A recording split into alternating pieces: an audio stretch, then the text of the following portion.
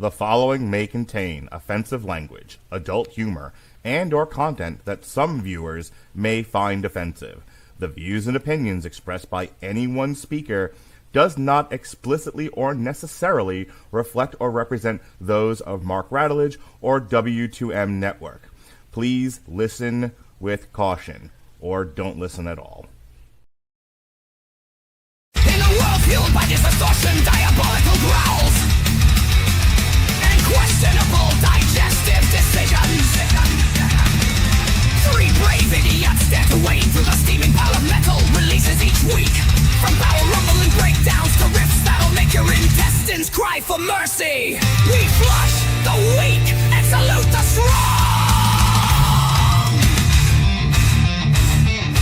This is Metal Hammer of Doom, after all. Yes, we are back on the Metal Hammer of Doom. Not the jukebox, not the extra, not the pizza party, not sessions, none of that. None of that. Just the regular Metal Hammer of Doom after all. Jesse's with me. How you doing, Jesse? Oh my goodness. I just got that album in under 1 minute to go. You just got only one listen? Because normally you listen like 20 times. Yeah, well, consider me a busy man this weekend, that's for sure. As much as I wanted to listen to Rob Zombie, trust me, and decipher all of his fun little samples. I didn't do it. Yeah. That other voice you hear, of course, is the Metal Cooper, Robert Cooper. How do you do, sir?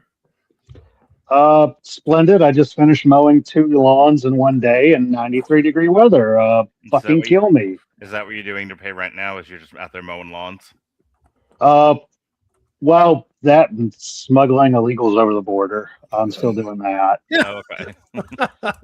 You better not say that out loud. The federal government may take you seriously. Yeah. I mean, what's the worst?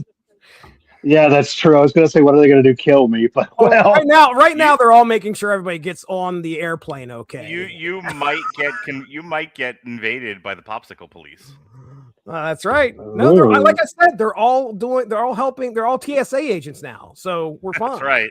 We don't have to worry about that. Coop's booming business has continued. So great. That's right. Yeah, I sell mulch and smuggle people, and then I got my grandma's lawn. It's a great time. Yeah, because I stole the job from somebody else who was getting paid $100. I told my wife today, I was like, I'm not America great again by stealing back the jobs. Yes. Well, I mean, unfortunately, I stole it from a white guy. So. Oh my God, that's net zero. Yeah, that's even worse because somebody that works with my stepdad who's 30 with 2 kids and like crushing debt, but he already has heart problems at 30. I don't think he needs to be mowing that many lawns. Yeah. Jesse, you were trying to cut in with something. I was just going to say, my wife told me not to, or I told my wife I wasn't going to mow the lawn today and ended up mowing the lawn. So I feel your pain, half your pain.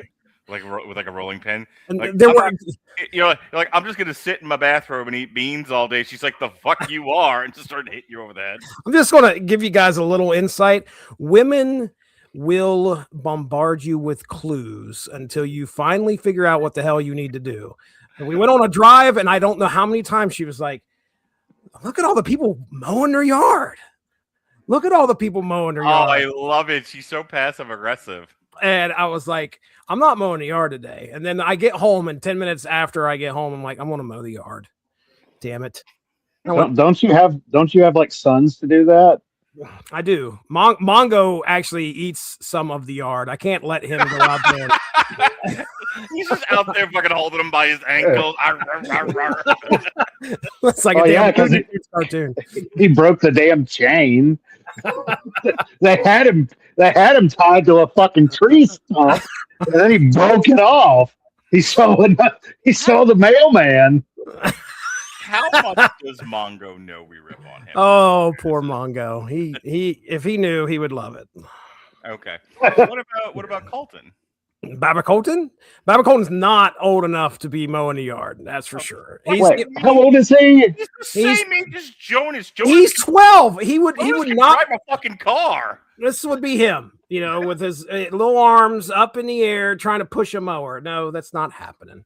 Oh, I see. Somebody took all the nutrition in the house. It's truth. All right. Yeah, it's the truth. She's here just in time. And we are, of course, joined by Mick the Wanamaker. How do you do, madam? Hi. Glad to be here. Yeah. How's sound now? Oh, that is so much better. Yeah, you sound so much better now. And, of course, we have our friends here on YouTube watching the show. We have this fella here. He said hi, and then he said, will you say hi, spelled S-E-Y, will you say hi if I send you a super chat? Hi, pal. Thanks for joining us tonight. Yeah, we don't need a super chat. I think we could do that just without that. No. I mean, send in super chats if you actually have, if we're, you would like to participate in the conversation in a meaningful way, sure. But, just say hi. Hi. Hello. You've now been said hi to by a minor internet star. Yeah, we're so famous, guys. Yeah. I don't know about giving us. I was going to say. I mean, define minor, or star, and we're demonetized. Great. Now you're bringing up minors. Oh, God. So, story time, our little intro story time. I took my kids to New Orleans over the weekend, and I was going to just kind of walk through the entire trip with you, but I wanted to address the whole Colton can't mow the lawn. He's itty bitty. He's only 3 feet tall. He's the same age as Jonas is going to be 12 in April, and I think they're about the same age, right?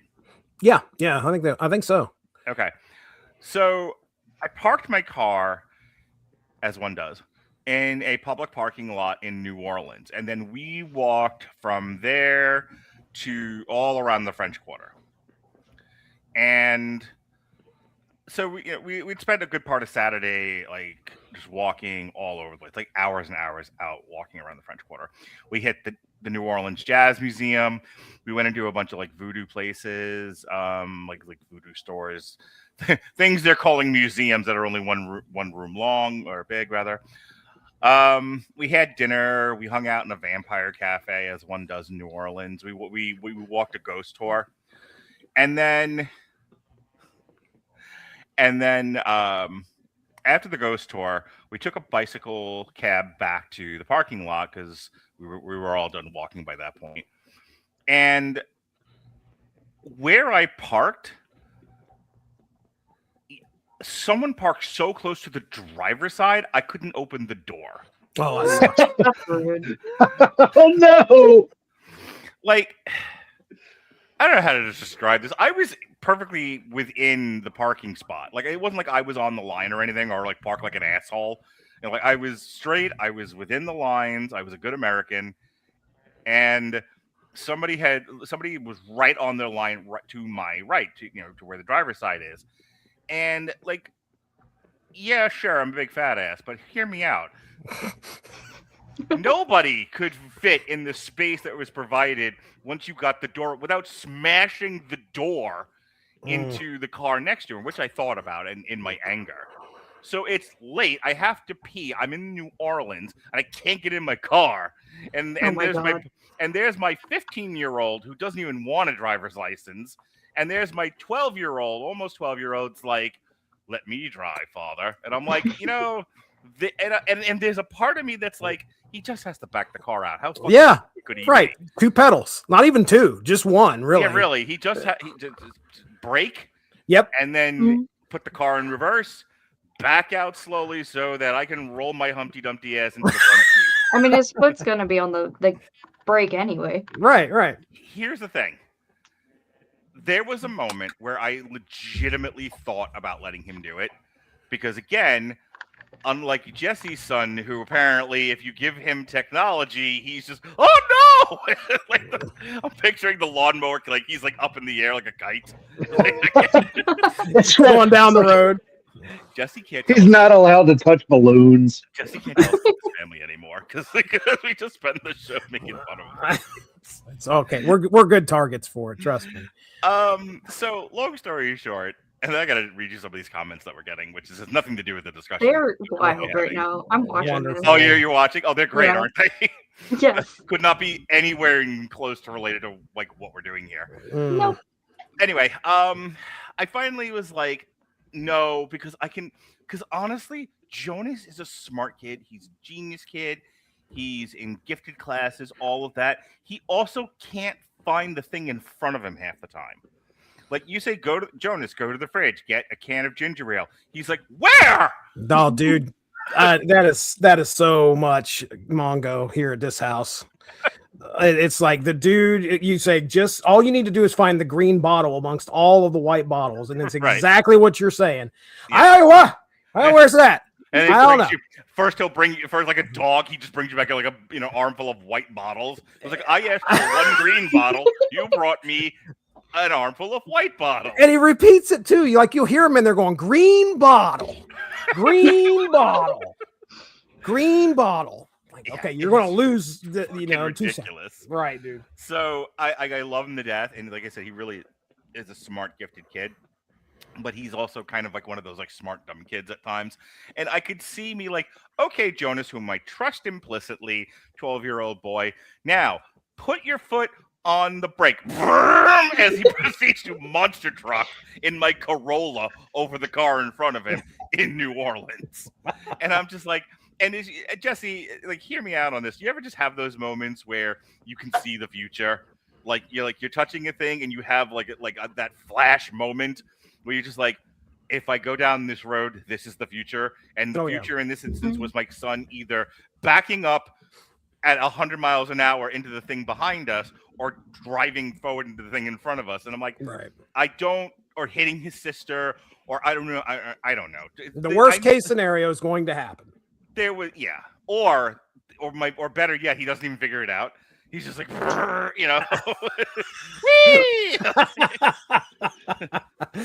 Oh, man. I couldn't take it. My heart couldn't take it. I was like, so instead, how I ended up solving this Rubik's Cube, I put my seat all the way like flat back, and it was like a reverse clown car. It's like I went in through the passenger side, and like before I got up to come to the show tonight, I got out of bed, and I tend to make a lot of noise, being old and big as I am, getting out of the bed. So I'm like, you know what I'm talking about, Jesse. Sure. Oh yeah, every day. I make noises every time I move. Yeah, exactly. Mick, you'll confront this when you're older. So it's almost there. I'm in the car and I'm just like, as I fucking shimmy my way from the passenger side into the driver's side, and then I have to maneuver my fat ass around the steering wheel into the seat again. But I did it because we're here now. I accomplished the goal. You are here. Yes, you made it. It's like your car was trying to give birth.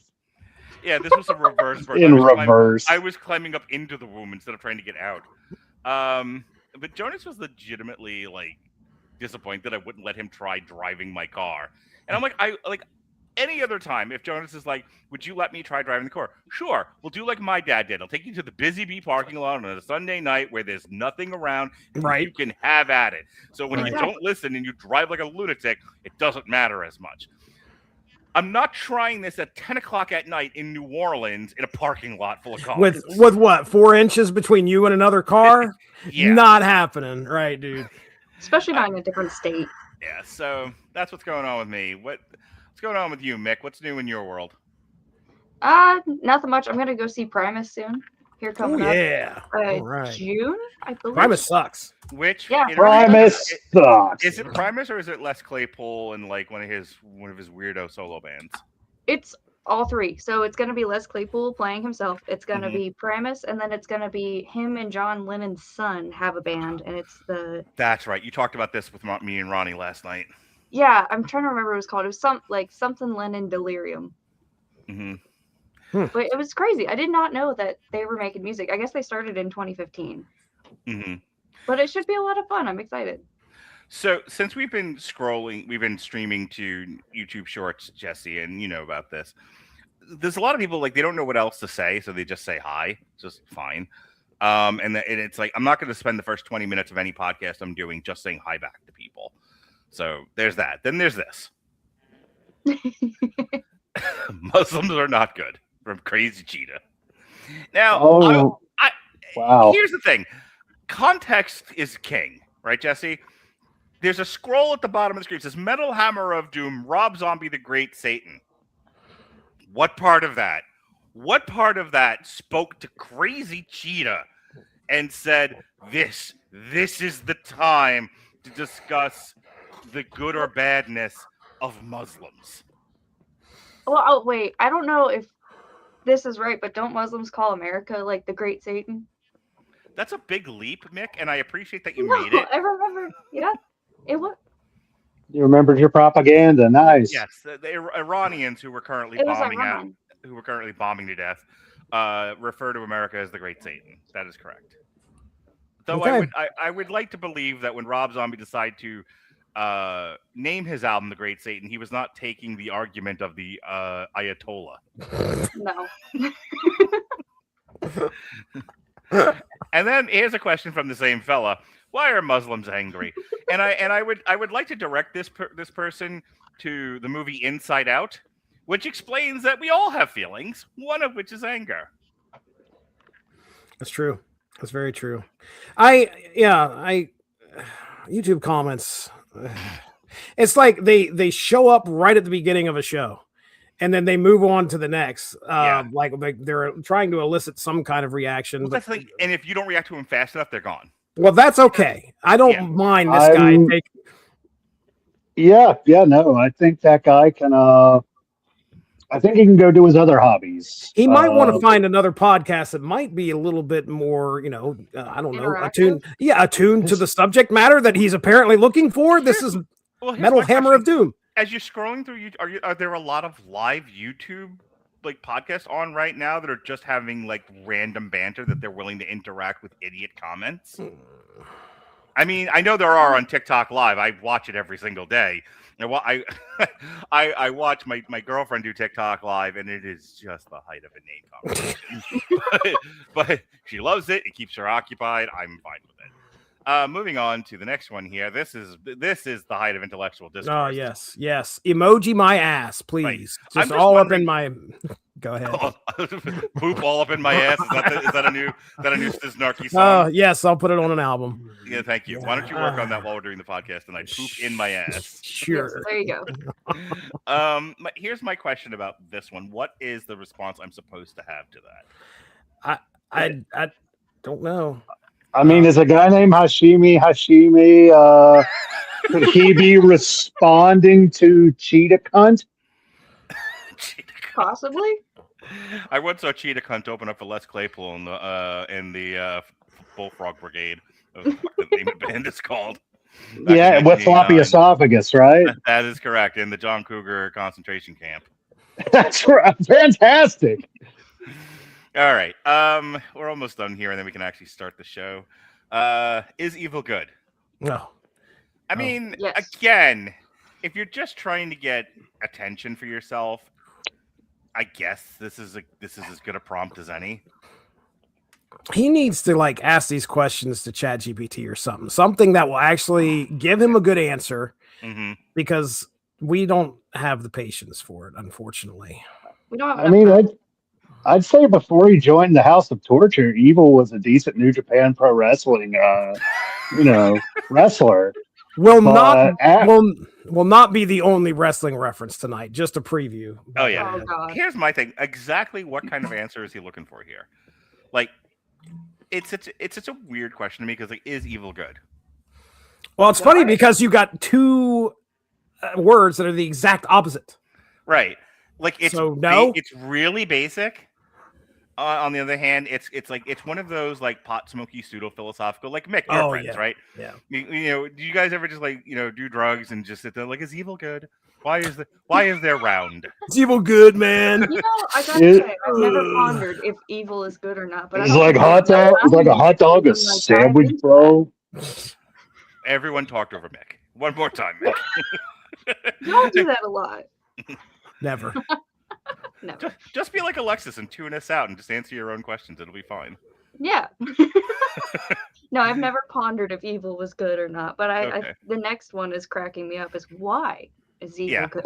We didn't answer him fast enough, and he was just like, "No, but why?" Yeah. All right, 9:08 p.m. we get the question, and then 9:08 p.m. immediately afterwards we get the why of the question. I think the comments here are a really good indicator of the growth of attention deficit hyperactivity disorder, because we did not get on this fast enough, and he was already onto some other shit. Yeah. You know. And it was like, how fast was I supposed to fucking answer him? The first 2 stupid comments were at 9:07. The second 2 stupid comments were at 9:08. Are we sure he's a real person? Might be not. I don't even know what's going on here. Who's that? Trade he's stacked. Trust. Don't trade the secret. Oh, okay. Like, is there like a podcasting fantasy league that I'm not aware of? Robert, you want to tell us about your sad love life before we get into Rob Zombie? I mean, just 5 months, and we're just still going. You no were real going to tell me like a commitment. whole story when we were off the air, and I was like, save it for on air. I mean, I don't think she's going to listen to this, but you never know.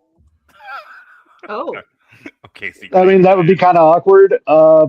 Anywho, speaking of sad things, I went to a Catatonia concert. Wait, slow down. We fucking bust on Jesse's kids all live on air. Poor Jesse has to like suffer as we tear apart his family.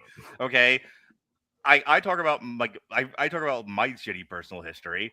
All of a sudden, you don't want to, and you've been telling us your dating history for years now. We have a whole thing. Hello, Natalia. We have a whole thing because of this. Now all of a sudden you're not sharing. Boo. I mean, I doubt she's listening, but I mean, yeah, it's just been 5 months with no commitment, so I'm just kind of there. It's great. It's fine. Is this the one you were paying?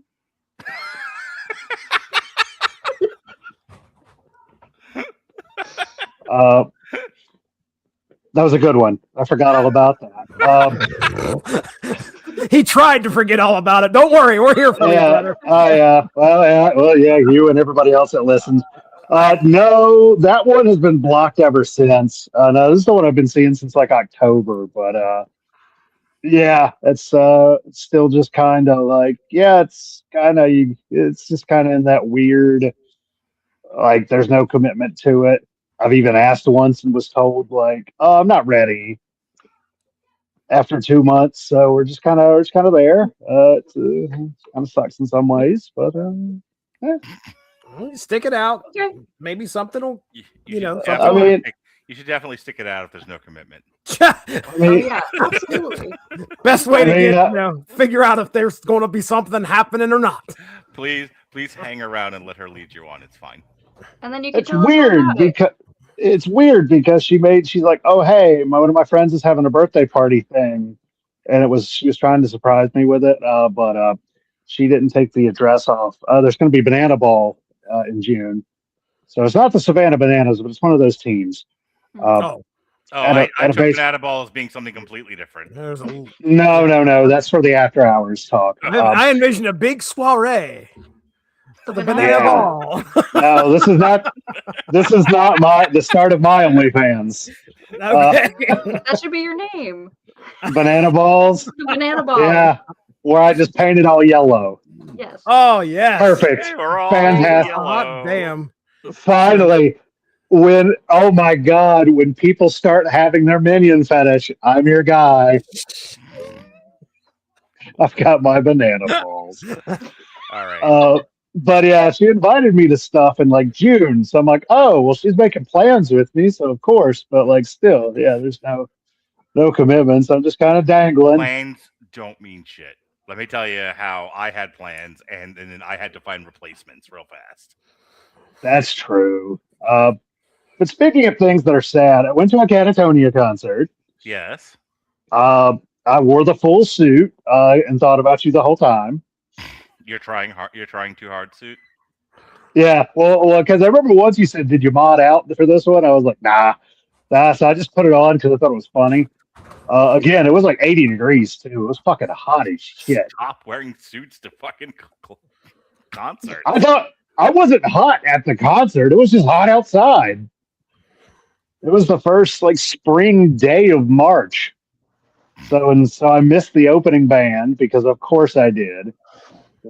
Thank you, Blue Hardware Company.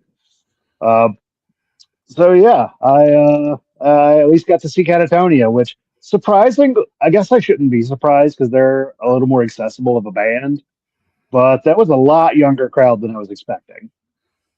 Really? I didn't think Yeah, the youngins came out for Catatonia. I didn't think so either, but when I think of like your sort of sad, depressive music that's very popular with the children's, uh, yeah, I mean it kind of falls in line with a lot of that. Which I got to talk to some dudes that had already seen them once, but hopefully I'll get to run into them next month because Immolation. It's like Immolation, Rotting Christ. Ooh. Oh yeah, it's four bands that Behemoth. That's right, Behemoth is the headliner. Nice. Like yeah, it's like all like four bands that are all like re Satan are going to be touring. So I was like, oh, maybe I can get tickets to that. It'll be a good time. Okay. Let's get into Mick's pick tonight. Mick picked Rob Zombie, the Great Satan, as we were just discussing. A little bit of history here, and then we'll talk about our own personal histories with Mr. Zombie. Before he was a brand, before the films, before the endless parade of devil girls, B-movie clips, and porn samples, Rob Zombie is... Hello, Natalia. Rob Zombie is part of something tighter, leaner, and this is the key word, controlled. As the frontman of White Zombie, he operated inside a band structure that forced discipline whether he liked it or not. The early records, Soul Crusher, 87, and Make Them Die Slowly, 89, are noisy, grimy, very much products of the underground. But by the time they hit La Sexorcisto, Devil Music, Volume 1, 1992, something clicked. Groove, structure, hooks, horror samples used as flavor instead of the entire meal. Then Astro-Creep 2000 in 1995 comes along, and now you've got something that's not just heavy, it moves. Thunderkiss 65, more human than human, songs you can actually remember, songs that have shape. That's the difference. White Zombie has a pulse. They have restraint, and even when they're being ridiculous, there's someone in the room shaping the chaos into an actual song. Then the band ends, and that's where the real story starts.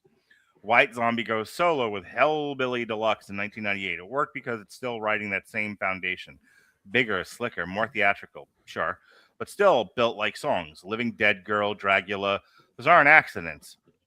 That's the White Zombie formula, refined and pushed forward, not abandoned. But you can already see this shift happening. The horror aesthetic starts moving from accent to centerpiece. The persona gets louder. The spectacle, and Leon's getting larger. The spectacle gets bigger. Crucially, the guardrails start coming off. He's not part of a machine anymore. He is the machine. And once that happens, you start losing friction. You start losing the person in the room who says, hey, that's enough. Or, you're being silly. Go to bed. Or how about just don't do that? Or your wife can't star in this movie, Rob. Please. From there, the solo career becomes less about evolution and more about drift. Not collapse, not incompetence, drift. The Sinister Urge, 2001, keeps the engine running. Still hooky, still functional, but you can feel the formula setting in. Educated Horses, 2006, tries to pivot. Stripped down, less industrial, more rock, but it's uneven. Hellbilly Deluxe Volume 2, 2010, circles back to familiar ground, and by the time you get to Venomous Rat Regeneration Vendor, the names just get sillier. Yeah. You're not really asking what Rob Zombie is going to do, you already know. Horror samples, sleaze, grindhouse, imagery, mid-tempo industrial grooves, cartoon violence, cartoon sex, that's the lane. The problem is the balance shifts. The samples get louder, the structure gets looser, and the songs start feeling less like songs and more like containers for aesthetic. And this is where the issue really takes hold. He stops sounding like a guy in a band and starts sounding like a director assembling scenes. The music becomes collage, clips, textures, reference, shock beats. Sometimes that works. Sometimes you get a track that hits the sweet spot. Dirty, catchy, weird, and fun. But more often, you're left with something that feels like an idea that never got finished. And that's how you land on the Electric Warlock Acid Witch Satanic Orgy Celebration Dispenser. Take a breath. I need my inhaler. At an album that, for all its length and insanity, often feels half-finished and overcooked at the same time. Too many ideas, not enough structure. You've got players like John 5 just sitting there, one of the best guitarists you could possibly have, and somehow the record still feels empty. It's not a talent issue, that's a process issue. That's what happens when you remove collaboration and replace it with total control. And then you get a less silly title, The Lunar Injection Kool-Aid Eclipse Conspiracy, which in a lot of ways feels like a correction without actually being one. It's tighter, more focused, more fun, closer to what people sign up for when they listen to Rob Zombie. But it's still operating inside the same closed loop. The sound is the sound. The aesthetic is the aesthetic. He knows what he does, and he does it. The question isn't whether he can still make something that works. He clearly can. The question is whether there's anything left in that process that forces him to refine it, to push it, to cut it down to its best version. And that, dear hearts, is the paradox of Rob Zombie. He's one of the most distinctive voices in metal from his era. He knows exactly what his sound is, exactly what his audience expects, and he delivers it every single time. But the best version of that sound comes when he has limits, and the weaker versions come when he doesn't. He doesn't lose his identity. He locks it in so completely that it stops evolving. White Zombie worked because it's a band. Solo Zombie is a sandbox, and in that sandbox, everything goes in whether it belongs there or not. So now we're here, decades into that evolution or that drift. And that's the lens we're bringing into tonight. Because this isn't just another Rob Zombie album. This is the data point in a long-running pattern. So we are going to review The Great Satan in just a few minutes. And the only real question left is the same one it's been for years. Is this the version where chaos finally gets shaped into something great? Or is it another one where it just spills out all over the place where nobody's there to clean up? So, Mick, you wanted to talk Rob Zombie. Why, my love, did you want to talk Rob Zombie? I've always loved Rob Zombie. I've always been a Rob Zombie girl. I mean, I discovered him through the same way I discover a lot of bands, and that's just my dad had one of the songs on his playlist forever, and then I expanded on my own because I'm also a creepy girl. So, and I'm going to focus on the music, but, going through the albums like Hellbilly Deluxe and Sinister Urge, those have always been big ones. Mm-hmm. But yeah, I love what he does, and I love the gimmick of it. Okay. Rob, you've been with us for the last two Rob Zombie albums. We did, I'm not saying those fucking album titles again, but the one with the one with fucking in a UFO and the one without it. I think whatever the last two were, we covered here on the Metal Hammer of Doom. To kind of refresh my memory, what's your thoughts on Rob Zombie and where he's been, where he is now, and where he's going? It's interesting reading what you were talking about there. Made me kind of think of Vince Russo. Speaking of more wrestling references, I know where you're going with this, and I completely agree. But I'll let you say it. Somebody that with the proper editor can be fantastic, but when left to their own devices, can run off the rails. Yeah.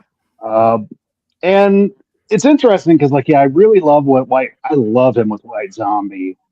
Rob's stuff, and I kind of find this with some of his movies too, that there's a lot of really good ideas and an enjoyable time at times, but it's not.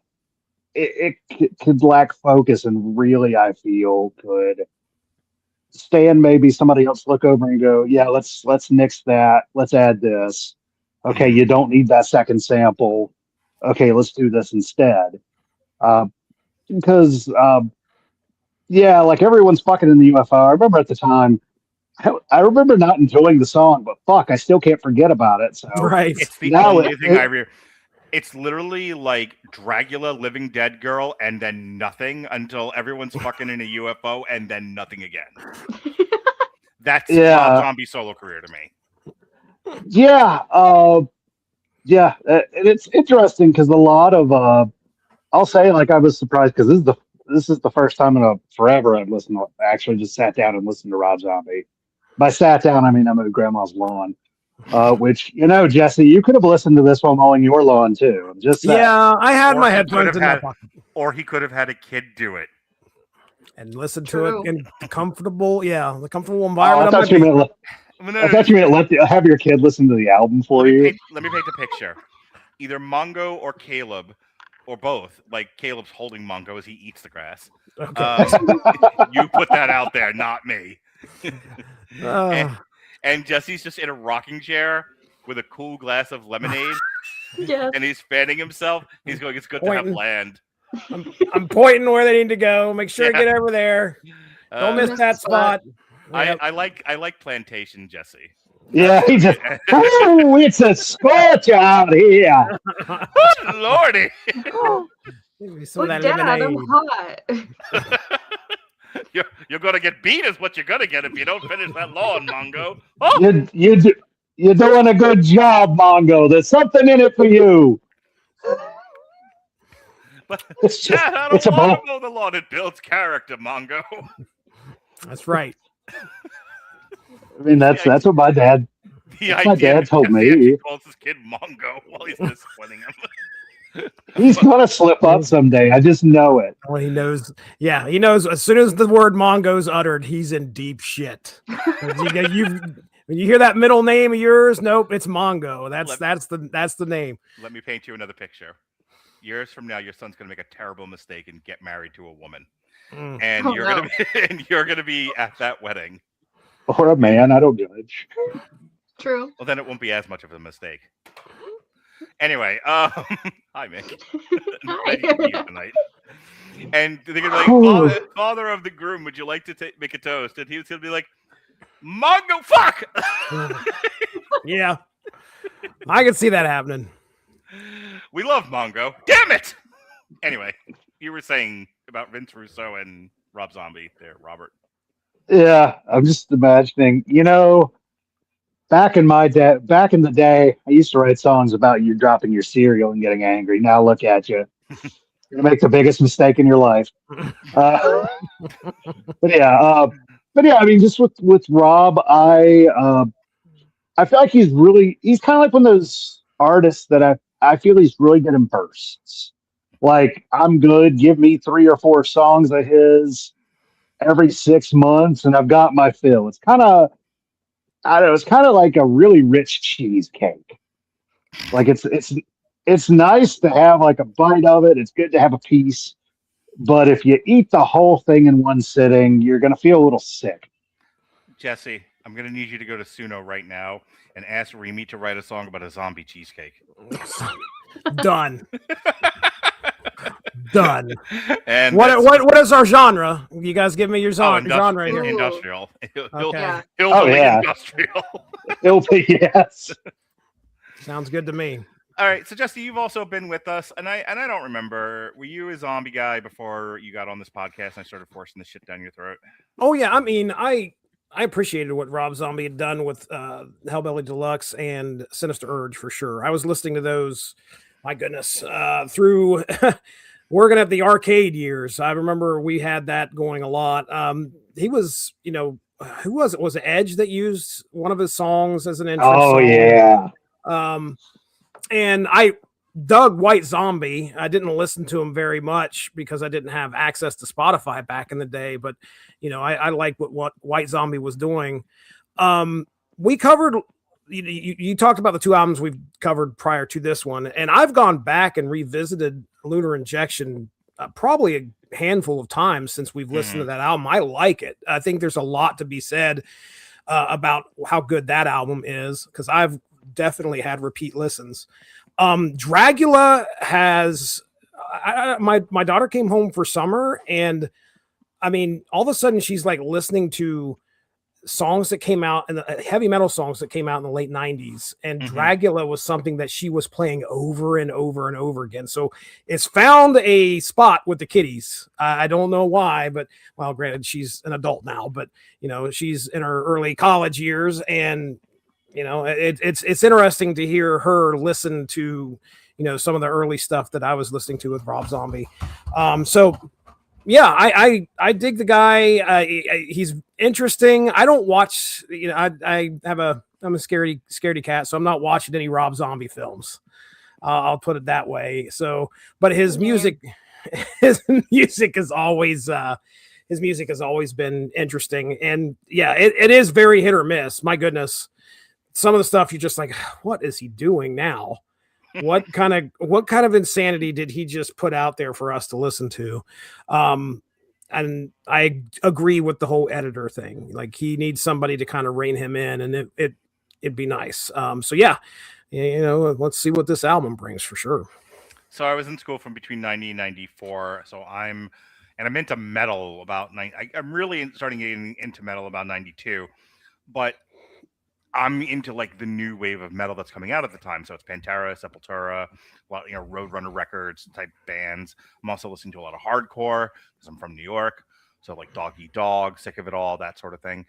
And Rob Zombie was right in there. This was the start of my going clubbing. So imagine, 30 years ago now. I'm in my youth, I actually have, youth, vitality, and hope in my eyes, and and I'm going to clubs with my friends. First we were going to like teen nights at regular adult clubs, and then there was like teen clubs that were popping up. Back when people used to go out and do stuff. There were industrial nights here and there, and that's mostly when I would go. And so they would play things like KMFDM, Ministry, Nine Inch Nails, Skinny Puppy, and White Zombie fit in with those bands. And the White Zombie stuff, as metal as it was, also had so much groove, and it was so danceable that it fit in, and nobody blinked an eye. I know Rob Zombie or White Zombie got popular with Beavis and Butthead reacting to one of their songs, probably Thunder Kiss 65, but they were a big hit in my cohort. Like kids born 76 who were in high school between 90 and 94. Around the time that you have the Seattle explosion, Pearl Jam, Nirvana, Soundgarden, all that stuff, it's the same time that the new wave of heavy metal is happening. And there was a lot of intermixing. And I love telling the story about how Typo Negative, it wasn't Typo Negative, it was KMFDM touring with Life of Agony. And and I've always joked that we lost a lot of good goths that night, as the Life of Agony fans beat the piss out of the KMFDM fans. But I bring all of that up because there was such intermixing of like of what was going to become like mainstream quote alternative rock, and the rise of industrial punk hits about the same time. Mainstream punk, Green Day, Offspring, that sort of stuff. There was so much. As a fan of music that you had access to, so many different genres all happening at once. It was all hip all at the same time. So that for me is like my lasting memory of White Zombie was it attracted fans of different kinds of rock and metal. People who wanted to go out and dance, people who wanted to mosh, people who just loved heavy metal, people who loved industrial, the whole 9 yards. I remember thinking when he went solo, because like I said, I love La Sexorcisto. I think it's one of my favorite albums of all time. Thunder Kiss 65, Black Sunshine, all that's good shit. Welcome to Planet Motherfucker. Yeah. And then even like Astro-Creep 2000, he starts leaning more into the dancey stuff. Like it's still good shit. Like More Human Than Human still is a great dancey song. And then it's like Rob Zombie threw the band away, and it was just like, all I want to do is More Human Than Human over and over and over again. Also, he's like the I Like Turtles kid. I like turtles. He's like, I want to do dancey industrial stuff. Also, did I tell you how much I like horror movies? Because I'm gonna say it a lot. And that's all of Hellbilly Deluxe for me. It is, I like horror movies. I like dancey industrial. This is all I'm going to do now for the next 30 years. Yeah. Yeah. And it mostly works. I think he runs into the same problem. I'll throw this out for you guys to react to, and then we'll start talking about the album. I think he runs into the same problem that a lot of bands run into, but I'll just call it the Slayer problem. And that is, he got popular doing a very specific niche thing, and that's all anyone ever wanted from him. And if he couldn't replicate that same level of success every single time, nobody cared. And if he tried to do something weird, maybe it was successful, maybe it wasn't, but it definitely wasn't. I don't think it was appreciated. And all everyone wants is more Living Dead Girl and more Dracula. Mick, that's my hypothesis, is that I don't think anyone really wanted anything else out of Rob Zombie except Dracula and Living Dead Girl over and over and over again. Your thoughts? Yeah, well, also in the theming of like horror and stuff, that's his whole shtick. Like, I mean, he loves doing it, So Yeah. I don't see anything wrong with it. But at the same time, like I did notice, like going through albums, that he tends to sound the same, and he might just be trying to recreate that same feeling, that same vibe over and over and over again. And it works because I'm going to eat that shit up all the time. But still, like, it would be interesting to see him experiment, actually. Well, that's the I thing. don't think he really has. The 2 albums that we reviewed, I think he did experiment, and it did not work well. That's not to say he shouldn't, but that's the problem. Is Slayer also experimented and didn't work well either. Now, Metallica, so Metallica abandons their sound and does something different, and it becomes like the highest selling album ever. And they have like and they have new legs underneath them for the next decade or so. So like it doesn't. Sometimes it works with bands, and sometimes it doesn't. I'm gonna go back to you, Mick. Yeah, well, I noticed something while I was, finishing up listening to the new album and then thinking about the other ones. Was he's never had a ballad. Mm-hmm. I feel like most bands have at least one, right? What do you think?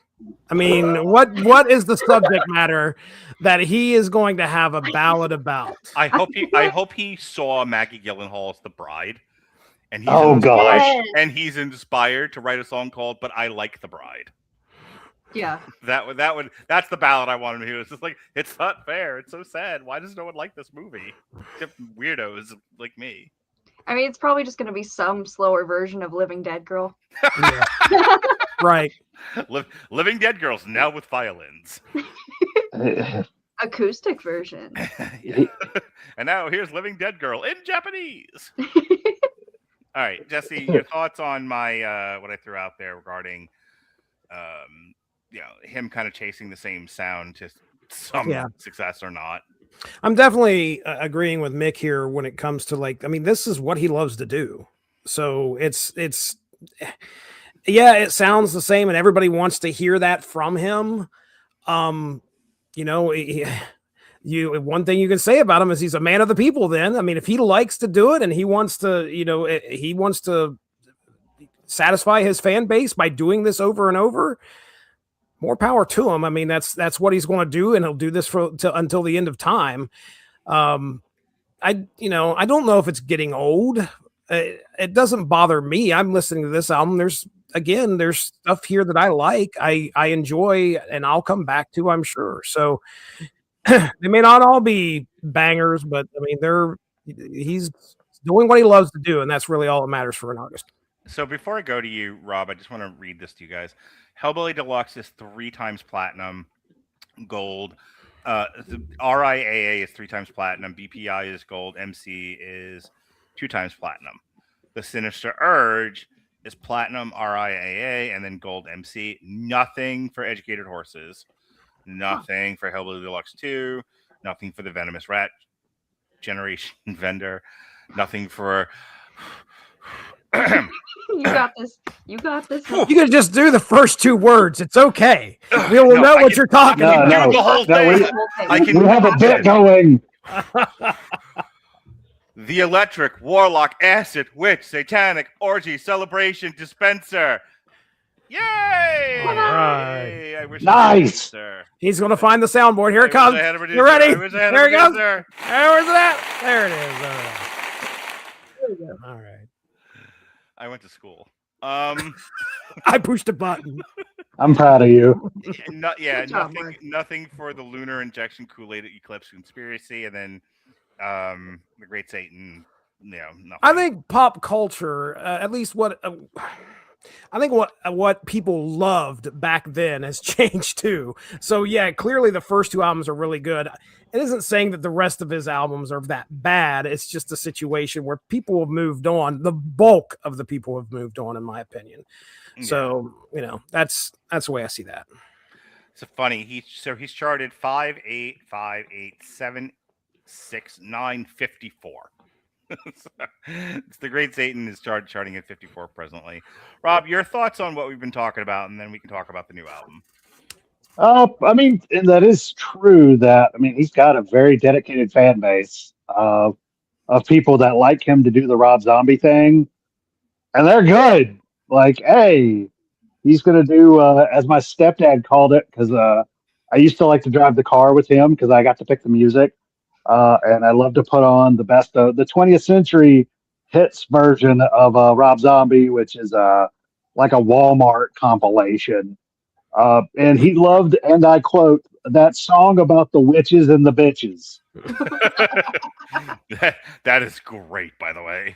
He called that the witches and the bitches song. So we literally played it 4 times in a row. And after that, I'm like, okay, I'm good. I really don't need to hear this again. Right. Witches and the bitches. The witches and the bitches. He was on to something there with it. But when Jesse was talking about how it's become popular with some of the younger crowd, a lot of that new metal's coming back, but because it's being seen as hip and retro, which is odd because a lot of that stuff wasn't great when it came out. But also, sporting events really love them some new metal too. Oh yeah, they do. Yeah, they do. Like they played the fuck out of Dragula at my high school stuff, and I'm sure they still do.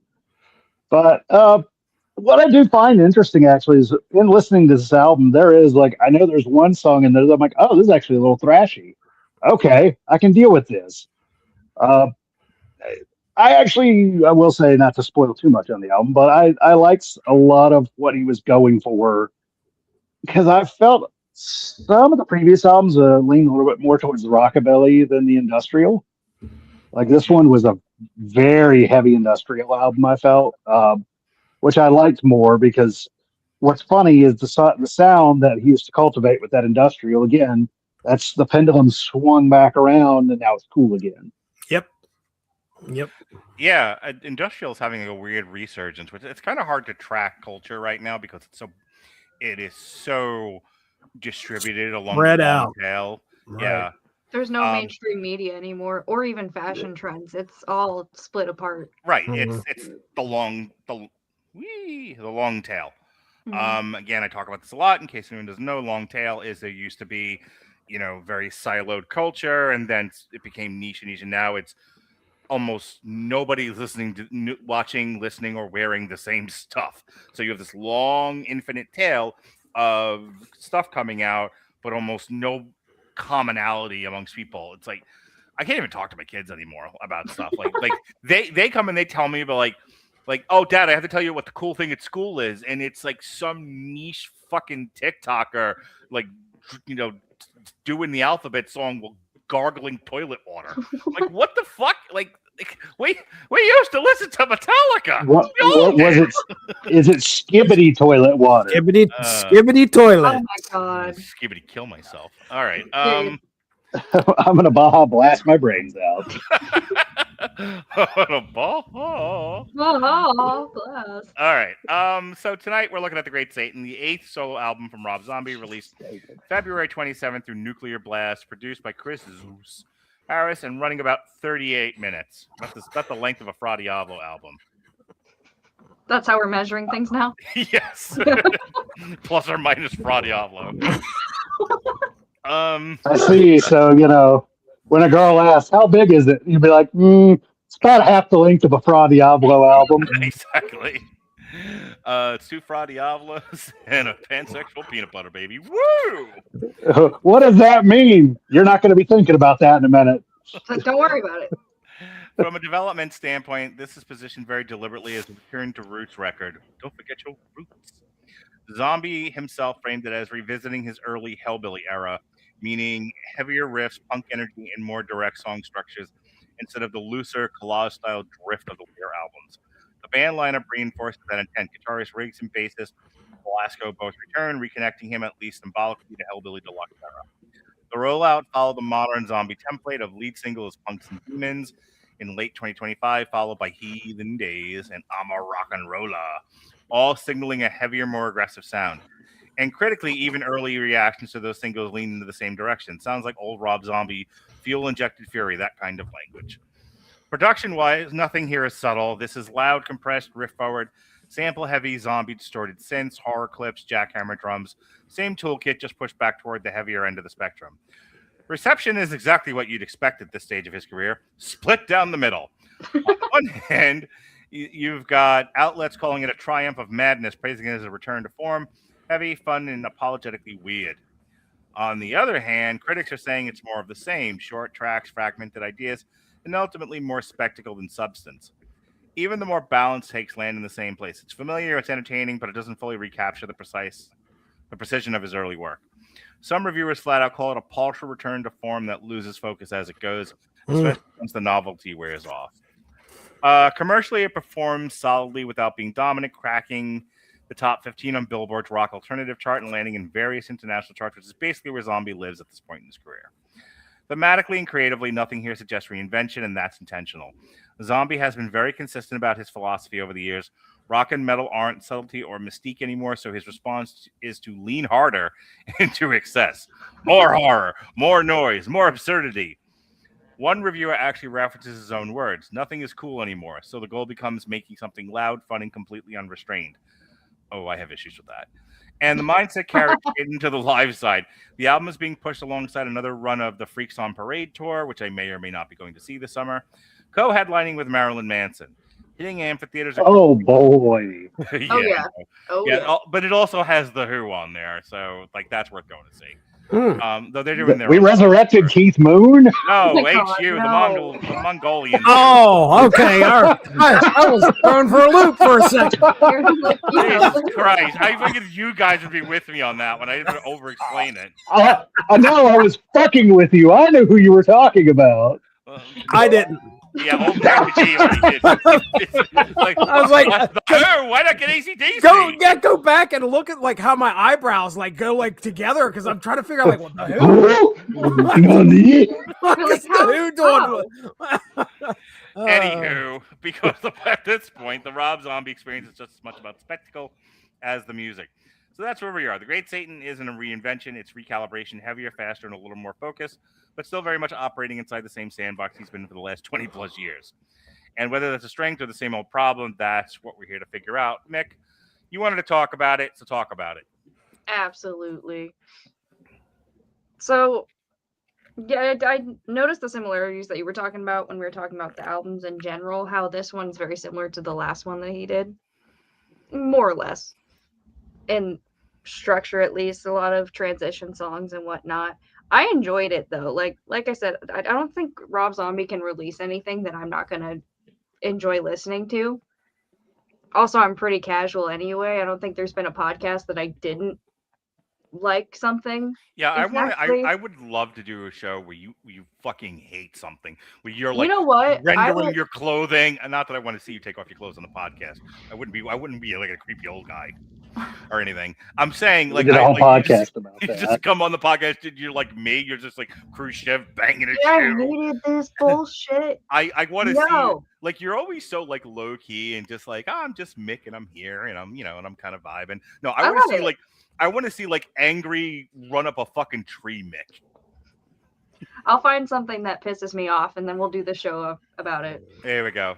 Mick's angry rants.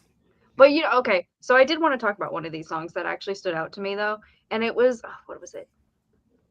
The Sir Lord Acid Wolfman. Oh jeez. I felt like he was going for a pirate thing too. Yes. So you have Wolfman. Oh, the fucking pirate song. Yes. Yep. Oh God, that didn't. I was mowing the lawn, so I didn't get to see the song titles as I'm pushing the lawnmower. I was like, what the fuck? The pirate one. I loved it. I think if he was doing anything different, that was the one that stood out because it was awesome. And I think he needs to do a whole pirate theme now. Oh boy. Album. Pirate Rob Zombie. Jesse, get on that other app that we were on last on Thursday, and I need Grindr? Rob Zombie pirate song. I was not on Grindr. Not on Thursday, anyway. Whoa! That will be the next pansexual peanut butter song. I was not on Grindr. I was not on Grindr. He was on the Poppy metaverse. Yes, I was. Gaining experience. Anyway, right. Mick was telling us about the pirates. I love the pirate song. But then going on into the album, there's the Devil Man, and I swear to God, the first 30 seconds of them chanting Satan, I thought they said chicken. Yeah, that's different. I've been listening to this in my car, like on the way. Yeah, to work and chicken stuff. man, chicken So, like- man. So the whole time I'm just like, are they? This is different Yeah. because I'm not Dig reading through the lyrics. trash cans and find me some chicken. He's gonna start. The song is gonna be called KFC. I just didn't know that Rob Zombie was such a big fan of MMA judging. Thank you. Oh, that's a She doesn't callback. get it. She doesn't know. I don't know. Just let it. It's fine. Y'all will never get Reference. wrestling. That's not a wrestling. That's unfortunately not a wrestling reference What? at that time. Now I got to tell the fucking story. Yeah, go ahead, Mark. So years ago, many years ago, when I was doing PC Live, we had the report, which is I would go to worldpoetry.net, a real website that was just poultry news. And I would read one of these zanier stories. This is where I found the cancer curing egg stories. This is, zombie chickens, all kinds of fun stuff. Yeah, like you would think poultry news was very dry. No, I always found a winner. So that would be the report. So we decided that the name of the chicken that I'm doing an imitation of, his name is Glucky. Now, years later, we're all, a bunch of us are watching UFC, and there would be some of these fights where the judging, the scoring would look like it was done by a blind person. And we decided that it was actually a chicken judge, and the judge's name was Clucky. Okay. And thus the legend of Clucky the MMA judge was born. This has been going on for 20 years. Just go with it. Okay. No, I'm caught up now. Yes. Hey, Jesse, what did you think of the Great Satan? I mean, like I said, it had its high points and it had some stuff that I would probably skip. Again, he's doing all sorts of fun stuff with clips and samples, and there are some strong tracks on here that I really liked. My top 3 is our opener, FTW 84. I really like that. I also like thinking about Taz. Yeah. Yes, I did. As a matter of fact, he held the FTW championship. Survive if I let you. Rock and Roller is a good one, and The Devil Man was another one that I really liked.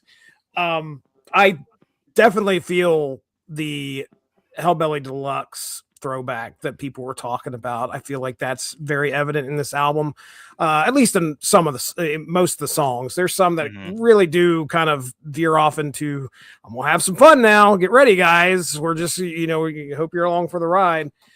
What I found that kind of held it back was it's pretty simple when it comes to lyrics in some of the songs. Did you throw these into the word counter?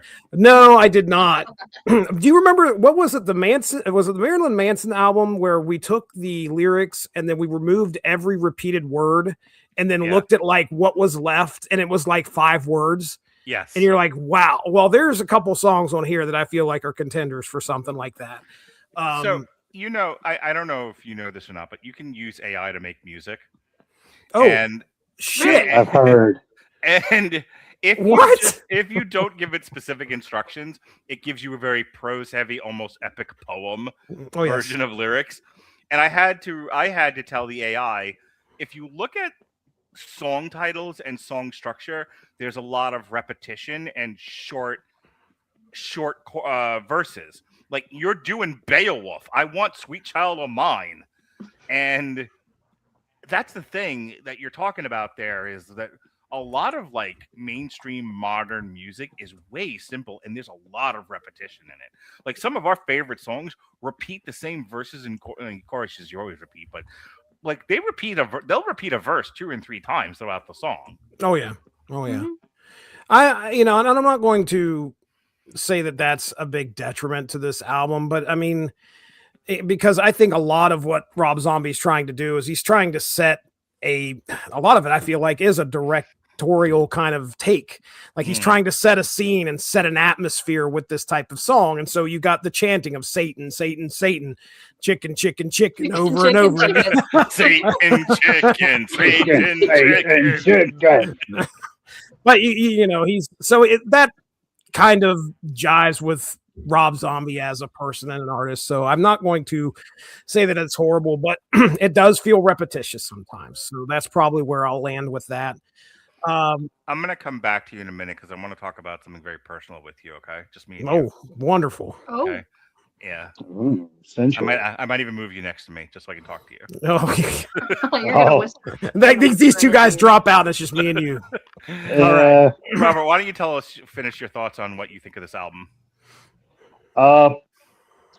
Again, it really did throw me for a loop when they had that song. It was much more of a thrash inspired, very speedy. It was towards the end of the album, so I can't remember what the song title was because again, it was mowing grandma's lawn. It was a good time. I will also say something I very much realized while doing physical activity with this album going. Cardiovascular. No, so I don't know if I ever told you that, like, I can't do anything sexual with metal music in the background because I can't focus. I will focus on metal, not poontang. I can't do it. I've banged while AEW Dynamite was on, okay? I've banged during boxing matches. I've banged during wrestling. I've banged with YouTube in YouTube going up. Take two. Still haven't found what I'm looking for by U2. But the Joshua Tree. Oh, Coop's really Don't going get me wrong, like, I'm not hey, lasting wait a through the second, the entire. song's a banger. I was like, don't Yeah. get me wrong. I'm not lasting in my youth or in my old age through the entirety of the Joshua Tree. I can get through about a song or two. But my point is, how are you not able to bang during metal? Even Jesse, like, banged his woman to, like, Enter Sandman. He's like, he comes out like the Sandman from ECW. He's like, It's a fucking tonight. Imagine. Here comes Jesse's tuna can.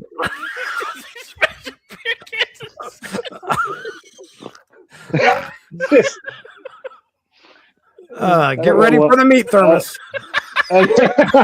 All right, Terry, calm down. There's once, by the way, Nick, who one day I'll get on this podcast, and we're talking about Hulk Hogan as meat thermos. And I sent my girlfriend, Megan, that bitch, at the time, a screenshot of us looking at it. And she's like, don't send me your sick fucking porn. I don't want to watch that. I'm like, it's Hulk Hogan's sex tape. I don't want to look at the meat thermos. She was not amused. Also, I found out, just total TMI, if I'm ever going to have something on in the background, I have to put it in some sort of Slavic language or Japanese, because if it's English, my brain will hear what's going on. You're just gonna start saying the words. Or No, something? it fucking Robert, no. Like only fucked a heavy Saurus. We got it. like seriously, I'll hear something and it'll like even if it's just a little, my brain will still be like, what? And it will distract me. I have ADHD. I don't know if you knew this about me from the like fucking 10 plus years we've been doing this. Jesse, what's your favorite? But yeah, no, it doesn't work. Jesse, what's your favorite song to bang to? I'd have to say, let's see. There are no songs being played at any point in which the deed is being done. Tell okay? me, let's go. Yeah, no careless. By Insane Clown Posse. No Careless Whisper. Okay. Oh, obviously it's Careless Whisper. Yeah, I think it's Careless Whisper. I'm getting that. Delete that. Mick, favorite song to bang to? Recently we Hey Mambo came on. Hey, Mambo. Wonderful. What the fuck? I'm trying to think I don't know. Yeah, I don't know if I've ever had music on in the background. I don't usually No, either. I've done it to Unsolved. Oh, I did have Unsolved Mysteries on in the background once because I couldn't give a single solitary fuck about what's going on there. Update. TV's the best because it's just on. And I've definitely banged to Impractical Jokers before. Okay. All right. Well, that's you about. ever bang to the sound of your own podcast? Like, you ever banged to the source material podcast, Jesse? Yeah, sure. Thank you. Or I said, thank you very much. I'm not giving her credit. Oh, that's boy, that's gonna get really sensual. I once dated somebody, by the way, that was very fun. Banging to the sultry sounds of Jason giving his fucking opinion of Venom. The last thing I need is I really don't. Fucking Teasley giving. Talk about the symbiote. The symbiotes. And she's like, wait, no, Jesse, play that back. I'm almost there. Symbiote. That leg is shaking. Oh no. Oh, Jesus Christ. That is not happening. Just go ahead and put that out there. Not happening. Not yet. I know what you're doing when you get back up there. Mindy's fucking scrolling on TikTok, and you're like, "Hey, baby," and then you turn on the fucking mood lighting. It's one red light bulb. I don't know why I just turned your bedroom into a dark room. But you're gonna do that. Throw on the best of Jason. And once again, we've ruined Jesse's sex life. I have a hard enough time. Now I got to deal with this. Gosh, I'm surprised she's not listening. I remember the couple, like 2 times ago, she was like, "Wasn't a big fan of those stories." Okay, so wrap up your thoughts so I can wrap up my thoughts on the album. Me? Who was giving thoughts? It wasn't me, was it? I think it was me. Okay, good. It was me. It was me, Austin. It was me all along. All along. So many wrestling references tonight. But anywho, talk about the Black Scorpion, which is the title of one of the tracks on here. True. Speaking of references. Well, just like with the Black Scorpion storyline, I don't think Rob had much of an idea of how to finish it. I looked over at Mick, and Mick was like, I feel myself drying up and fucking zoning out. Once you guys start talking about this stuff, I'm just like, that's I'm like, you know what? I'm nothing like doing a podcast with old dorks. I've been on a couple dates where the same thing happened. I start talking about me, and suddenly their eyes glaze over. Okay, then. Y'all watch it just slowly happen.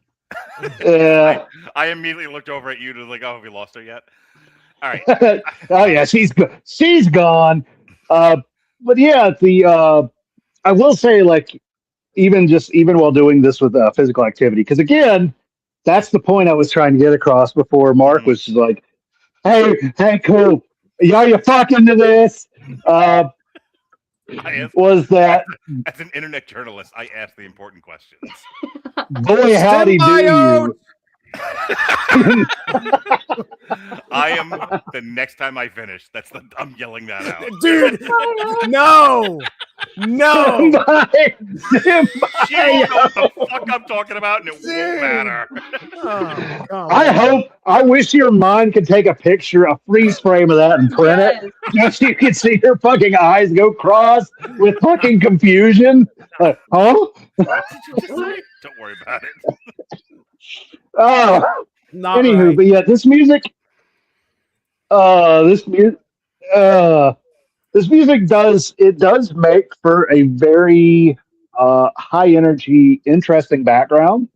I'll say that, which, I mean, that's always kind of been something Rob's been good at.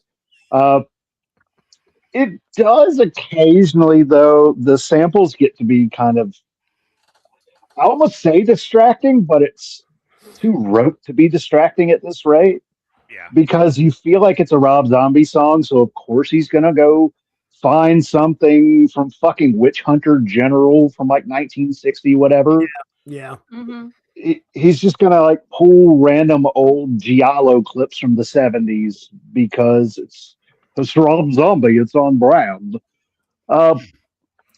But with that being said, I did enjoy the album. Like, it really did feel like a nice return to form. Am I going to remember much of this album? The opener, yes, because I actually felt that was his way of saying that yes, we are in a police surveillance state of 1984. Yep. That's was kind of on the nose, and you know what? Good on you, Rob. I see that you see it. But I mean, beyond that, it's one of those, like, if it came back in like the 2026 year in view, I'd be like, oh hell yeah, all right, and then it'd be back to the other ear. I don't hate this album. I don't love it. It's a 45-degree day. What it made me think about, I was watching for this Thursday.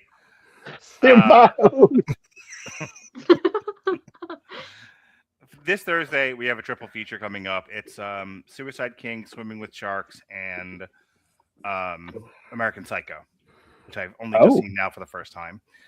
Really? And I was watching Suicide Kings, which I loved in my 20s whenever that came out. You know, my big film awakening was Quentin Tarantino's Pulp Fiction, and there's a reason why I'm bringing this up. Pulp Fiction was like the first super talky film I'd ever seen. There's so much yappity dialogue, and I loved it, as a lot of us did when Pulp Fiction came out. So around that time, a lot of like gritty crime noir yappy pictures got made. Suicide Kings is one of them. If you haven't seen it, group of like 6 or 7 guys kidnap Christopher Walken, hold him for ransom. It's a whole thing. It is a very talky, like stage performing kind of movie. And when I was young, I really, really liked it. And I'm almost 50, and I'm kind of outgrowing that sort of thing. Like, I know Chris Rock said the music you listen to when you're 15, you're gonna listen to for the rest of your life, and that's mostly true. I'm still a fan of metal and still like it. But you know what I drove around listening to today, besides my own stuff, which is obvious, but I was listening to like funk and jazz and like that kind of stuff. We Sort the Mail, Too Old to Die Young, that kind of stuff, Jesse. But also, in case anyone's like, why does he only listen to his own stuff? I was also listening to the Atom Music Project, Eating Ghosts. You know, and it's funk, it's jazz, it's brass instruments, it's really high energy stuff. And I was thinking, like, I've really outgrown some of the stuff that I loved back in my teens and in my early 20s, which is about my thoughts on this Rob Zombie album. It's not bad, and it would be wrong of me as a critic, and this is something I wish other critics would understand. Just because you don't like it doesn't mean it's bad. For me, 20-year-old me would have loved it. 20-year-old me would have thought it's not as good as Hellbilly Deluxe, but close enough. And I would be raving about it. 50-year-old me is like, ugh, I'm bored by this. This is boring to me. I'm not interested in what this guy's talking about. I'm not interested in his music anymore. If I get up and I shake my booty, I hurt myself. So I'm just not there these days. Like, the stuff that's getting me like excited, like, I know I don't want to relitigate last month's show, but like, if you ever watch me and Jesse on sessions and we make something and I get so excited, and it's almost never metal anymore. Like the last couple of things Jesse and I did, we did a Duran Duran song last night. It was a synth pop song. Hell yeah. The month prior, we did a depressing country song. And we started up the year with, God, what would you even call Too Old to Die Young, Jesse? Like, it was supposed to be based on Billy Joel. We never quite got Billy Joel, but we got this like weird jazzy thing. Yeah, yeah. And so that's what I wanted to throw at you, Jesse. Like, do you find? I mean, I know your whole thing from Jesse Takes the BDSM quiz is I'm still a teenager at heart. But are you finding in your tender age of almost 50 that you're outgrowing stuff from your like teens and 20s? My tastes have changed. I mean, or I should say they've more expanded. Mm-hmm. I mean, I will listen to. Well, talk about like your whole synth pop thing, because you brought this up on sessions. I think it's a really good example of what you're about to say. Yeah, I mean, I have realized now that I am a big fan of funk. I'm a big fan of.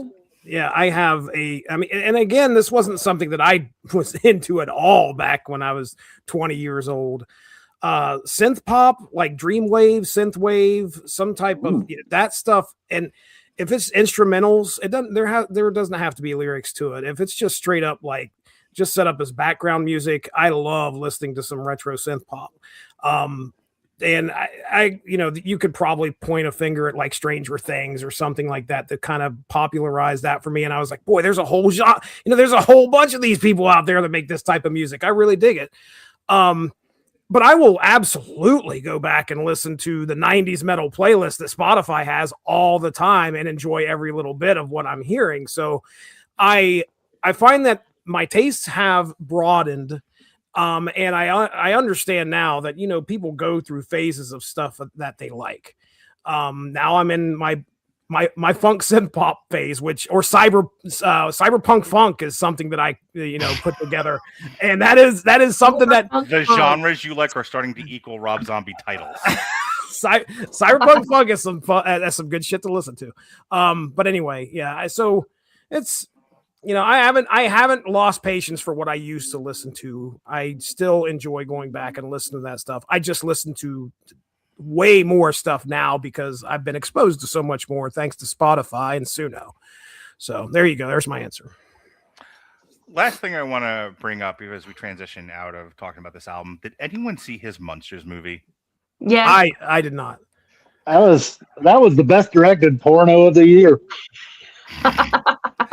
If it had sex in it, it would have been better. What did you I thought it was so cute. Okay, tell me more. He did a good job, and I know he wanted to do it in black and white, so it'd be more like the TV show. But I guess what I heard was like the producers wouldn't let him or something. But I don't know. Really? Yeah, like he wanted it to be totally just like the TV show. So I was a big fan of the Munsters. Was the 60s series. There's only like 2 seasons, I think, or something. That was on streaming like 10 years ago, and I was like, this was fun, hilarious stuff to watch. It was campy, but it was good. So I'm really surprised that they were like no black and white, because that's what that was. And any color revamps of some of the older like Munsters episodes, they didn't hit the same. They did not. No, well, what he ended up doing was doing a total 180 and then like brought the color saturation. Yeah, it was way over. Oh, really? It was way over color saturated. All right. Ridiculous. It was. I mean, it's fun to look at, but I thought it was cute. I feel like people are hating on it too much because they're expecting one thing, but like because it's Rob Zombie House of doesn't 1,000 really do Corpses. PG. Like. No, I like it, and seeing his wife as Lily was interesting because that's also not a character she would usually play. Mm-hmm. I find dating advice, people, and I read this in the YouTube comments, so you know it's true. Oh, that's true. Find somebody that can believe in you the same way that Rob Zombie believes in his wife. Period. It's fair. I watched it while I was on one of my hurricane sequesters when I worked at the jail. It makes you want to jump out into it.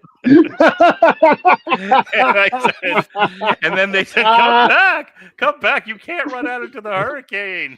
I went, no, I watched his fucking Munsters movie. I don't want to live anymore.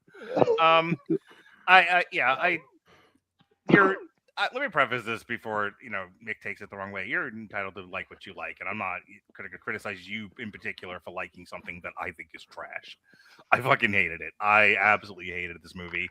I didn't like the overcolor saturation. I thought it looked to me it looked like an SNL sketch that went on way too long. Kind of felt like one too. The acting was at best community theater, and I know that's kind of what he was going for, but there's campy and then there's not good, and he went and he doesn't know the difference apparently. And I've never seen his Halloween movies or his other Gorefest movies because like Jesse, I'm a giant sissy, so like I don't want to watch people being disemboweled for no apparent reason. There's a lot about his aesthetic that doesn't appeal to me, and I get forced to watch a lot of garbage I don't want to watch anyway. So I'm skipping the Rob Zombie movies, but yeah, I was not a huge fan. So, anything else about Rob Zombie before we move on? I was just going to say I find it very refreshing how positive Mick is. Like it's almost like I don't what I was thinking, and I don't want it again sound like condescending, like it's precious. What? Because it's precious, just like how very sweet you are to this stuff. It's so nice. Well, I'm jealous. I've also seen all of his movies except for the Halloween ones. Because I love gore. Okay. I want to see people disembowel. So you're telling me you want some Lucio Fulci?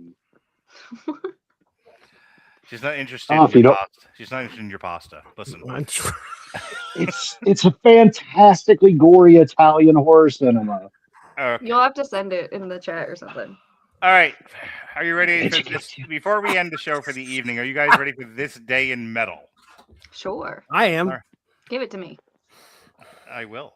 On this day in 1982, Iron Maiden released Number of the Beast in the UK, arguably the most important album of the new wave of British heavy metal.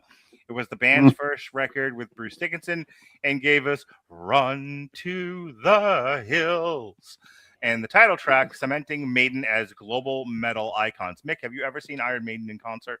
I have not, but they're actually going to Comic-Con this weekend. I thought about going, but I'm not going anymore. But I thought it was interesting that they're all going to be at a Comic-Con. Okay, well, if Iron Maiden ever plays another concert again, like a normal band, you should go see them in concert. They are. I will. I've seen them play with Ghost. I've seen a very stripped down show at a club in New York City where they did some like acoustic stuff. Cool. Yeah, so I've seen like the full Iron Maiden crazy like stage experience, and I've seen Iron Maiden act like a band.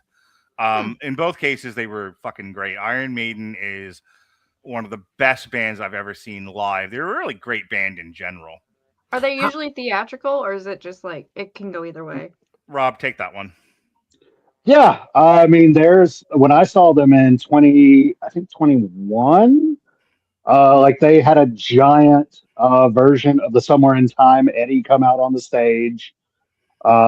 They usually have some pretty large set pieces. I mean, they're not quite as theatrical as like an Alice Cooper. I was gonna say they're not like Kiss, where they're like half a terrorist and half a clown show. Like It's not theirs is more refined, like spectacle. Okay. Yeah, there's usually some version of Eddie that will come out on stage at some point. It's usually fucking giant, and it's really cool. Mm-hmm. Yeah, they're great. They're great I'll live. definitely try to see them. Jesse, how familiar are you with Iron Maiden? I mean, not very. I'm not a big fan of Iron Maiden. However, The fuck you mean? What? You heard All what of I our said. faces just went like. She's not allowed to like Right. stuff. What's your fucking problem? I talked about the 90s metal playlist, okay? An Iron Maiden song hits and I will skip it. Really? Don't. I'll listen. And did you guys cover an Iron Maiden album on here? We did. I don't know if I was part of it, though. Or maybe I was. I don't think I was. Like I say, I don't think we did Book of Souls. We did. What was the fucking Let me look it up. Was it Katana? That a Japanese. Right. Yeah. I think I don't know if I was part of that review, but I remember you guys talking about the album, and I gave it a listen to. And I don't know. This is one of those hangups that I have where it's just like, the Beatles, Iron Maiden. We did Senjutsu. Senjutsu, thank you. Yeah. Not Katana. I think that was before me. What was when did that come out? 4 years ago. 23. Makes sense then. I feel like I would have had to have been part of that then. Wait, nope. Hang on. Review the latest Iron Maiden album, Senjutsu. Senjutsu is Iron Maiden's 17th album following 2015's The Book of Souls. There you go. Okay. All right. Jesse, remember when we did the comic book? Yeah. Oh, well, I was going to mention that. Yeah. Because we actually talked about the comic, which tied in with a game. Ed Hunter. Yeah. It tied in. I don't know if it was a mobile game or if it was. Was it the Legacy of the Beast? Because there were different versions of Eddie that you would run into, and maybe that's what it was. Because you could there was British War Eddie, and then there was some other kind of version of Eddie that you could use, and each one of them had different powers, and you made your way into the. Anyway, I do remember going the comic too, but it tied in with that. It tied in with that game. Yeah. I respect Comic-Con, honestly. I was sitting there thinking those guys would probably clean up at Comic-Con. Like there would be lines out the door. I respect everything that they've done. It's one of those musics where the alarm's going off, you know, and you just don't know. I'm sorry, someone's submarine is under attack. I didn't realize that was me. Batten down the hatches. First the helicopter. Now there's the fucking alarm going off. Is the NSA coming for everybody but me? Yeah, must be. Ignore the foot. Ignore the foot. I'm less concerned about the foot. The Whoa. foot wasn't fucking making a siren sound. That's alarm. I was like, there's a foot. Whoa, we're not that type of program. Tell Spider-Man to go out and save people, all right? We're trying to do a podcast here. I totally thought it was one of you guys. That's What's funny. happening? That's No, funny. my siren's in the other room. Shoe comes around the corner and hits a blind man. It's like a boomerang shoe too. It's crazy. It was like it did an angle. And... She would fucking hit herself. A She's shoemerang. Stop making fun of me. Oh, my eye. Oh man. Anyway. All right. So that's that one. On March 22nd of 1994, yeah, here we fucking go. Pantera dropped Far Beyond Driven, debuting at number 1 on the Billboard 200, an almost unthinkable achievement for an album that heavy. It proved extreme metal could go mainstream without softening. Let me fucking take the lead on this, because let me tell you about Pantera. So Pantera was a hair metal band. Then they got rid of that singer. They killed him. They sent his pieces to Saudi Arabia. And then they got in Phil Anselmo. And like they're all doing the hair metal thing. They're all doing like the hairspray hair, and like all at once are just like, this is gay. Let's stop. And then like, okay, so what are we now then? And it's like, well, like 2 of us are fucking like rednecky. You know, and what about you, Phil? Yeah, I'm kind of rednecky too. Great. Let's just I'm white trash. We're all kind of rednecky white trash. Why don't we just make that? They're the alternative. And so they made Cowboys from Hell, and Cowboys from Hell does really, really well. You have to understand what's happening at this time. Hair metal is dying, and there is nothing to replace it, and everyone's proclaiming rock is dead. And at that time, Cowboys from Hell comes out, and it's like, what the fuck is this? Because it doesn't sound like anything metal before it. And it's coming out at a time where no one's doing metal, really. It's like metal is kind of drying up. And so they make this really groovy, white, trashy, southern, redneck fucking metal album that is not death metal, but it's not hair metal. It's hard to place, and it's amazing. And like, well, what are you going to do next, Pantera? Really lean into aggression. You know how like kids like to do a bit of jumping around and moshing, and you know, it's a fun thing. Yeah, what if we take that and make it ultra-violent? What if, hear me out on this, we take the essence of like brotherly love and turn it inside out, and everyone just fucking wants to kill each other, and that's the entire album, and that's Vulgar Display of Power. And it launches fucking Pantera into the stratosphere, and a bunch of other bands like right behind it in its comet tail. It essentially reinvents metal at that time. And so the thing about Vulgar Display of Power is it's still very intelligible music. It's very groove centered. So you're like, okay, Pantera, you guys can write really groove centric, chantable, like Walk from Vulgar Display of Power. Rob Van Dam used to come out to it.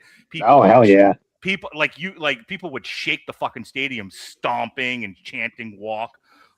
This Love, like you talked about, like, you know, every band does a ballad, and like This Love is kind of their ballad. Then there's fucking Hostile, and there was an invitation to punch the guy next to you repeatedly. So it's just like, it's really, really great stuff. And you're like, okay, Pantera, why don't we build on that? Hear me out. What if no? What if we go in the other direction now? What if we zigzag into this hardly intelligible at all quasi death metal fucking musical experiment, and we'll call it Far Beyond Driven, and show a screw going up someone's ass? Like, it was like, you're like marketable, you're winning awards, you're kind of mainstream. What would you like to do to build on that? Nothing. We want to go in the opposite direction. Let's become insufferable. And that was Far Beyond Driven. And because outside of like 5 Minutes Alone and oh god, what's the other one I'm thinking of? The one where he's running around grandma's basement. I'm broken. I'm broken. I'm broken. Between I'm broken, besides I'm broken and 5 Minutes Alone, that rest of that album, like that's Great Southern Trendkill, isn't it? No, that's Far Beyond Driven. Oh, that's right. God, I was mixing up Vulgar Display of Power and Far Beyond Driven. So outside of those two songs, which still maintain some degree of like mainstream metal, my God, the rest of that album is just. What if we did an entire album with no fucking rhythm at all? Just I'm Phil Anselmo. I'm a pretty good singer. Here's what I'm gonna do next. And like here's the guitar player. You know, we're all just shaking instruments in front of fucking microphones now. Have you doing? The other note I think was that the production meeting was like, have you seen the advancements in CGI? I've got a great idea for Planet Caravan. Oh God! Oh, I gotta turn that into a song. Fucking MS Paint the video.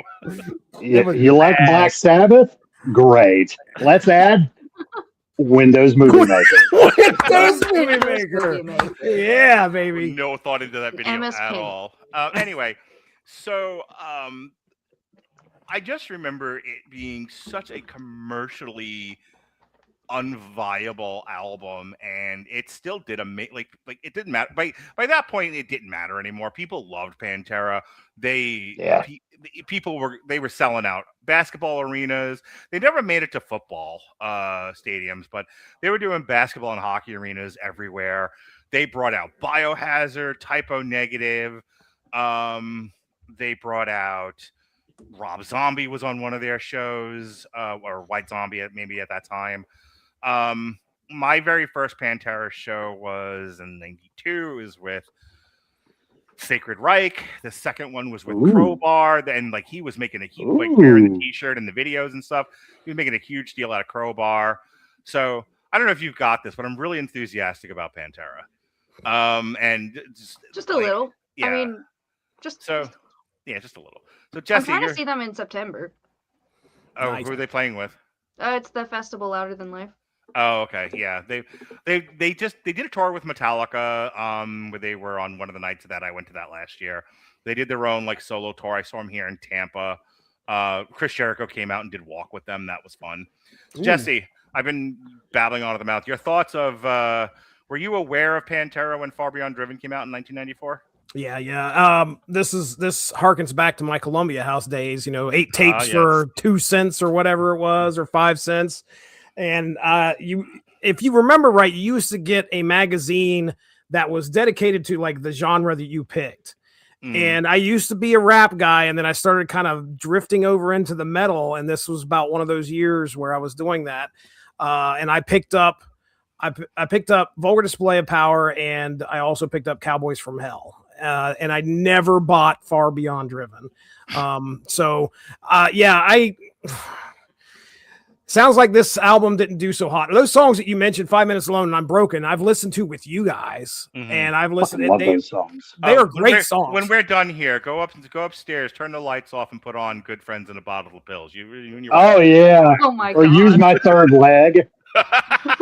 Or use my third arm is what it was. That's what it was. Oh boy. Use my third leg is something else. Sounds the same to me, but anyway, that's your new soundtrack when you're fucking. Okay, duly noted. Over. Let me see how long the song is, though. Oh, you'll be fine. Jesse's like, you guys have way too much faith in me. I'm gonna have to go with You Suffer by Napalm Death. 2 minutes and 54 seconds. We're pushing things here, folks. I don't know. Fucking You Suffer. That's 6 seconds. Damn. You turned him into a bull rider. There's a lot of foreplay involved when you got that one. But that's all I have. I don't really have a lot to say about the album itself. I got a trivia question. So many symbiotes. Symbiotes. After this episode, I will tell you guys how he actually said it, and then it'll be even worse. But go ahead. Oh God. What cartoon, since you're already the youngin' amongst us, I want to know if you know this. What cartoon did Pantera provide a song for? I know this one. Yep. She got it. Yep. What was it? SpongeBob? Oh, yeah. Nice. I'm pretty sure it was the Sandy one where she was about to go into hibernation or something. Oh, yes. Okay. Hibernation Day. Nice. All right, Robert, your thoughts on Pantera's Far Beyond Driven?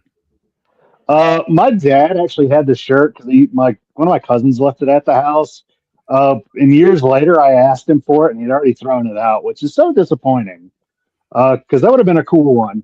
But I love Far Beyond Driven. Slaughtered's one of my favorite tracks. That was probably one of the first really heavy tracks that I had heard before I started dipping my toes into more death metal.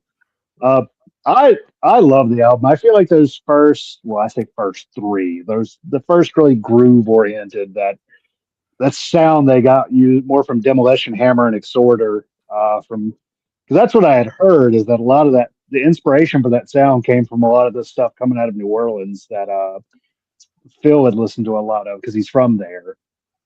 So a lot of I Hate God and stuff like that. But yeah, those three albums are really good. Southern Trendkill is where you get some. I think that's when Phil started doing a lot more. I fucking hate the Great Southern Trendkill. I think it's a non-album for me. I feel like that's the one I have heard. Didn't Phil really start getting into heroin around then? Or was it during Far Beyond Driven? No, I don't know if it was which one he got into heroin. I do know he got into not making music around this time. Because here's the thing. It's like, I don't really want to make anything that has rhythm anymore. I just want, I just want to put pots and pans in a garbage can and roll it down the fucking hill and record it, and that's a song. And then they're like, what if, and just hear us out on this, what if we just made music, you asshole? They're like, no, and I'm going to leave the band now. And he's like, you know what? I'm going to choose not making music as a virtue. Yes. Which was really weird because then he goes and forms Down, and Down is the grooviest thing I've ever heard. Oh, I fucking love Down so much. I miss Down. Like, I don't miss Pantera as much as I miss Down, weirdly enough. Considering like half that band's fucking dead now. But yeah. All right, speaking of which, our last little bit here, and then we'll start to close out. In 2005, System of a Down released Mesmerize. The first half of their ambitious double album project. It debuted at #1 and showed just how far politically charged experimental metal could reach into the mainstream. Any thoughts on System of a Down? Anyone? Bueller? I was obsessed with BYOB when it came out. That's a good because it played on Fuse all the time. So I would, when I was at home for the summer, of course, like make it sound like I went to military school or some shit. I just would, sitting at home with my parents not there. I'd play video games on one TV, and in the other room, I'd just have Fuse on with it all the way up. So if BYOB came on, I could go run to listen to it because this was before everybody had the fucking internet in their pockets. Because I am about the age that Mark was when we started, and I kept calling him old. That's what I get up. And I've only gotten older.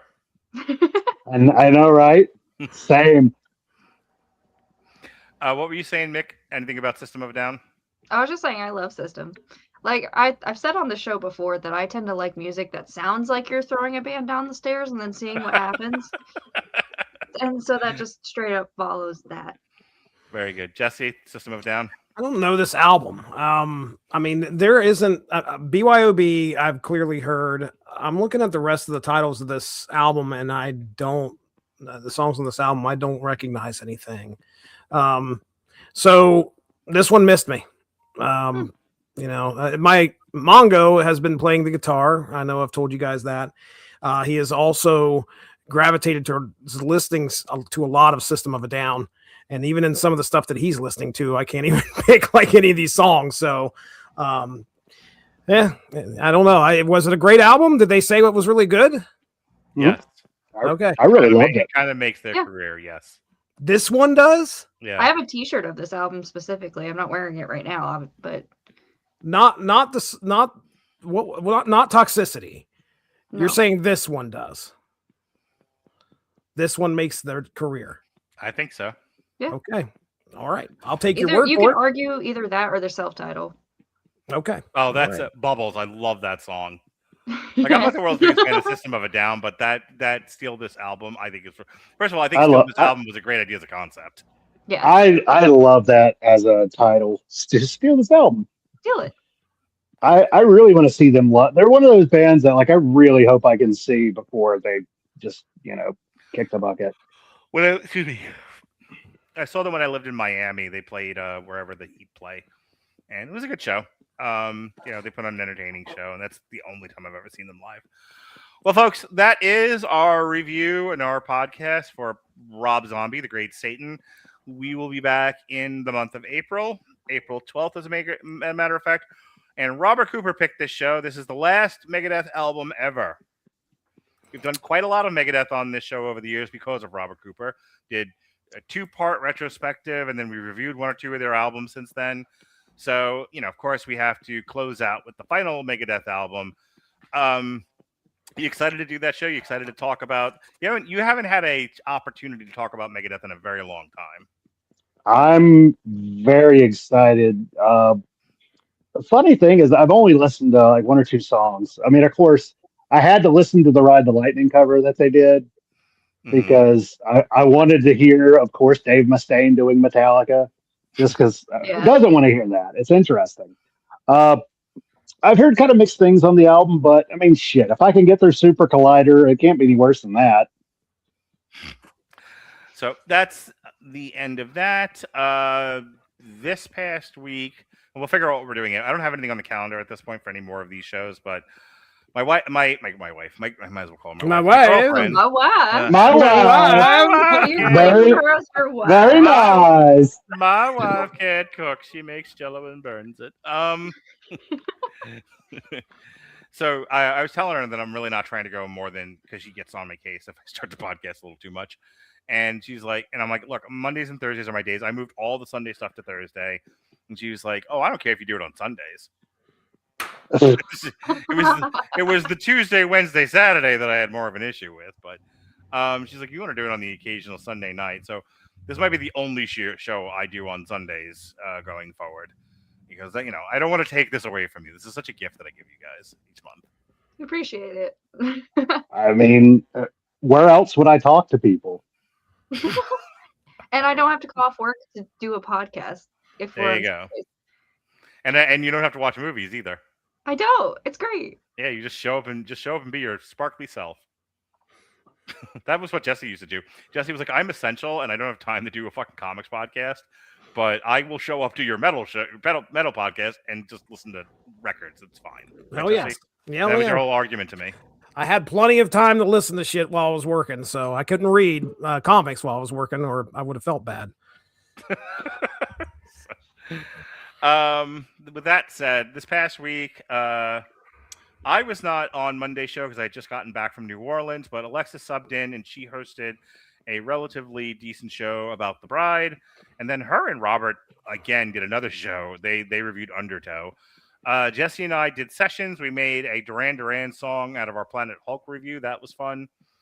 Tomorrow, myself and Robert are reviewing Project Hail Mary. Project Hail Mary right now is the best film of the year. We'll see how the rest of the year goes. But right now, that's an early contender for my #1 movie of the year.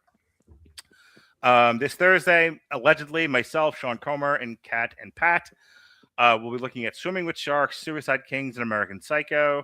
Saturday, myself and Evan Bevins, in theory, are going to do a comic strip for Road to Perdition. A week from tonight, Fra Diavolo, Masters of Ovens, comes out. You should all listen to it on Spotify. But also, Jesse and I conclude our look at Batman Murderer by reviewing Batman Fugitive. Yes, indeed. Which started in Batman Murderer. And then on Damn You Hollywood, myself and Jason and Robert will be reviewing Ready or Not 2, Here I Come. Boy, did that movie not need a sequel, but here we are. And then a week from Thursday, myself and Shay, I miss Shay. We're going to be doing a Kevin Kline live performance trio. We're going to be doing The Pirates of Penzance, The Lovely, and A Prairie Home Companion against her better judgment. That's what I got going on. Mick, what do you got going on? Honestly, nothing as of late, other than looking forward to that Primus show. I'm actually starting to do a little bit more art though, so I guess I could plug my Facebook again, which is just Mick Wanamaker or onyxcat.creates. Outstanding. Jesse Starchair, I hear you do a podcast about comics that I just talked about. I do, as a matter of fact. Before I get into that though, I prompted Suno to give us a goth industrial song about a zombie cheesecake, and I'm not going to make you guys listen to it, but The title of said song is called "Rotten Sugar Saint," and I will read you the first verse. Cracked plate. Now, mind you, that maybe picture me as Pete Steele or something. I don't know, but cracked plate, candle wax halo round your head, frostbite dripping down your jaundiced cherry red. You twitch, sweet stink crawling through the air, smile stitched, crumbs of grave dirt in your hair. And there is the first verse of Rotten Sugar Saint. I think you need to send that to me. I just might do that. Now I can't decide though. Do I do that as a Rad Legend Broadcasting Network or a Fra Diavolo? I'll leave it up to Coop. You pick, Coop. Which one do you which one do you want it to have? Where's it going? I mean, what has more traction? Ooh. Well, again, if we're going by the rules are if it comes from a podcast, it's a Rad Legend Broadcasting Network. Well, then I guess that would make sense, then, wouldn't it? But it's got food. I was going to say, but it's food related. See where I'm caught? Yeah. I can see the rock, the cheesecake flavored rock and hard place here between. Yes. I don't know. Like I feel like I don't know. I'd say Chef's Choice, ironically enough. But no, let's just go. Let's go. I don't know. Let's go Rad Legend Broadcasting. I think I agree with you. With you, Jesse. You have to send that to me when you're done. We'll do. Check out tomorrow. We are going to be airing our poll winner for 96 number ones on Unspoken Issues. We're talking about number one issues that dropped each month in 1996. And Mr. Miracle was the winner for February. So you get to check that out. 90s comics all the time on Unspoken Issues. And then syndicated source material will be coming back there at about next Monday, where we'll be talking Daredevil. That's right. Daredevil. He's heaving. Flintstones. Oh, Flintstones. Oh, goodness. Daredevil and Flintstones? Yes, it's crazy. Rare team up. Very rare. It's nothing. What? Who would win in a battle, Daredevil or the Flintstones? Or Barney Rubble? Yeah. Barney Rubble is continuously like trying to steal Daredevil cereal. Barney! Anyway, oh fuck. That's it. We got Snap material where me and Evan Bevins get together and talk Marvel Snap. Check that out. We drop about 4 episodes each month. Can you download Fred Flintstone to the game now? I wish he was a character we could fight alongside Daredevil. I wish he was. I wish he was a character. That's all I got, ladies and gentlemen. Thank you very much. A lot of fun to talk Rob Zombie again tonight. He has to go upstairs and make sweet, sweet love to his woman to the various songs. trying to figure out which one. Make me a playlist, please. Send it to me. Oh, we will. Songs to bang to. Songs to bang to. Oh, Jesse, how was your podcast? They're so mean to me. It's not fair. Don't listen to the show, Mindy. Please. Don't. Please don't. You'll ruin the surprise. when Jesse starts fucking smashing beer cans into his head. Mindy, we're off to Neverland. Just fucking blowing smoke out of his nose. Oh my god. This thing is about to exit light. Oh no! Exit stage right. All right. Well, we picked on Jesse enough. For Robert Cooper, for Jesse Starcher, for Mick Wanamaker, my face hurts from laughing. Be well, be safe, and behave.